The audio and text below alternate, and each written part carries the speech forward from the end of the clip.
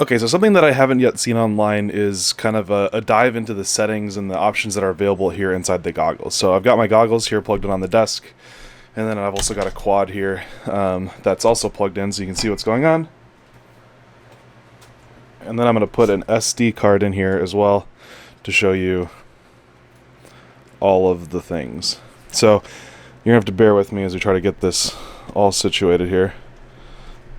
But this is roughly what it looks like inside the goggles. So you can see I'm there, and you can see the voltage of the battery on the quad, the voltage of the goggles, which is like 12.2 or something like that, arm time, and then in the top right, if I can, you should be able to see some information about recording time. It currently says that there's no SD, but that's not true, because if I hit the record button, it'll do a quick, it won't format, but it'll set up all the settings it needs and then start recording. Then on the other side, you can see your channel as well as signal strength.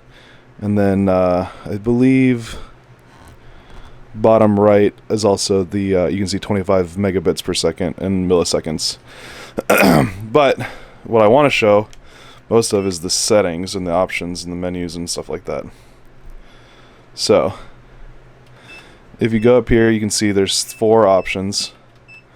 Player, which is the pilot, whoever's flying. So you can see that I'm on channel 5 right now, and the goggle side confirms that. So you can change channels there, and you can see which channels have somebody broadcasting on them.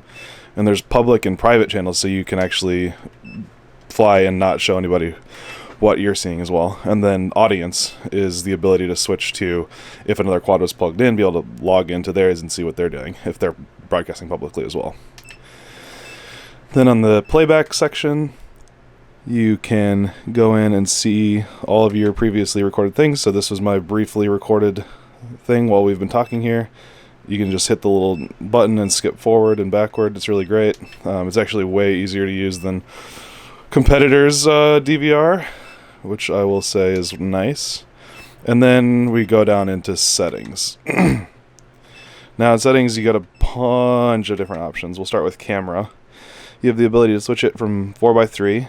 That first option is scenes, so you can change different types of scenes based on what you're going to be doing. So like there's a racing scene, there's a couple other things. You have EV comp, which just adds or removes brightness based on what you want. So like it's basically the brightness setting in Fat Shark. Then you have saturation, so you can change the saturation level, so you can like add color. So you can see I'm starting to get really orange or really dark. I've pretty much been leaving that at 3. White balance, usually leave it auto. That basically chooses how much green or red is going to be in the shot. And then you can also rotate the orientation of the camera. So you can flip it upside down, etc. So those are all the settings for the camera. Then if you go down one, we'll go into display. Now these are settings for the actual goggles. And then there's the ability to zoom. So basically what you can do is if the field of view is too high, you can decrease the field of view and then move it around in the frame if you want. Now I don't know why you would do this. I haven't really thought of a good example for it, but you can. And then you can also change the brightness of the actual display itself. So it's hard to tell in the camera, but it's just making it brighter and darker. Next is performance mode, either low latency or high quality. I've played around with it a little bit with the distinction between the two, but they both seem very similar. Where low latency is obviously continues to keep it running.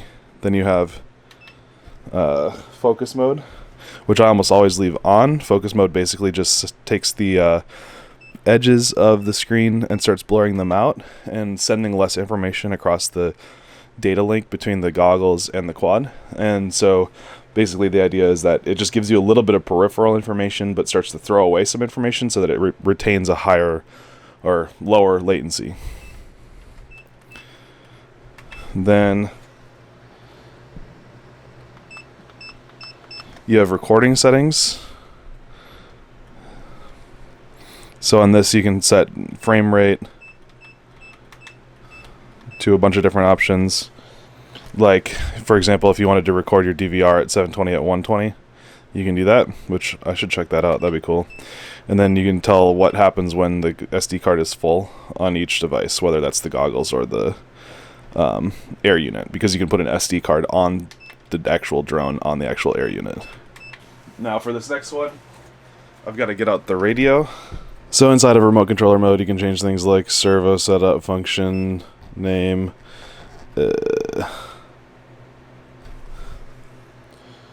stick mode, and calibration. So like stick mode would be changing from mode 1 to mode 2.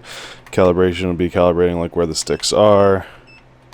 Function name is just like changing the direction of the sticks and what they would do, what channel they would output on. And then on on servo setup, you can change all the other things as well, just the little trims and stuff like that. Then if you go back, we can go into PID tuning, and then you have some very similar looking options like you would have in Betaflight. So you can go in and change your rate. Sorry, that was save. You can go in and change your PID profile, so like I could run 2, 1, 3, whatever. And then you can also change the actual PIDs themselves. So I'll click in, there's all of your PIDs. Even has feed forward. Oh geez. Etc.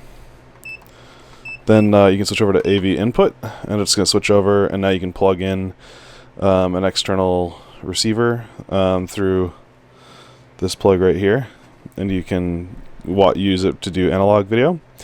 I've not flown with this yet. That's going to be a future video, something that I'm going to try out.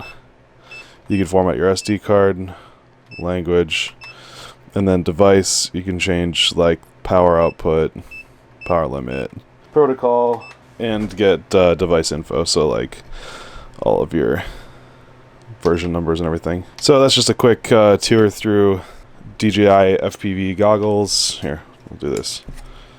Oop, just working.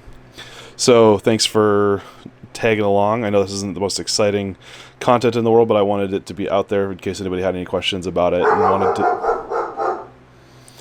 wanted to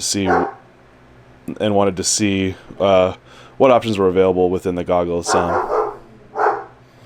You can change just about everything. So in the meantime, I'm gonna go yell at that dog. Stay flying.